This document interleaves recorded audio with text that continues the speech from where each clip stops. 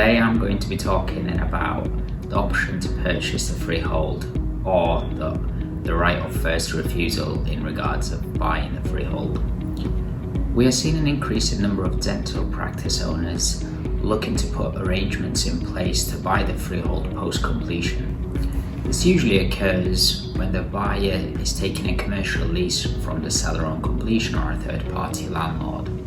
Common reasons include the seller wants to keep hold of the freehold property post-completion. The freehold is owned by a third-party landlord who is not interested in selling the freehold at the time of the sale, or simply the buyer doesn't have funding at the time of the sale is completed. There are two main ways which the buyer can achieve this.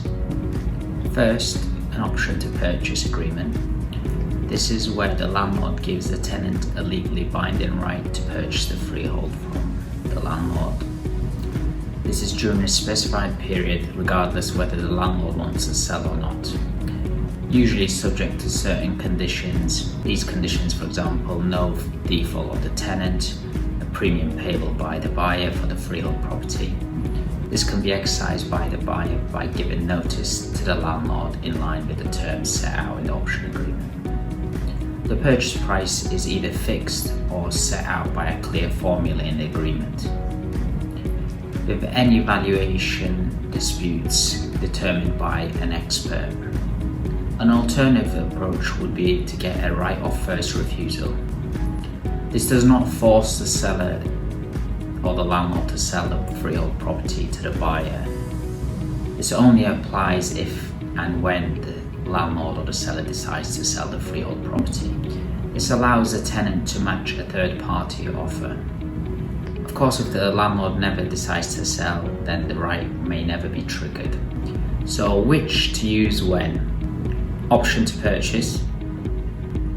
It's more when the tenant wants certainty to buy the freehold property from the landlord. For example, like a stepping stone in ownership, where the buyer is willing to accept the purchase price and premium payable to the landlord. On the other hand, with a right of first refusal, this is suitable when the buyer simply wants an opportunity to purchase the freehold, as and when the landlord decides to sell in the future.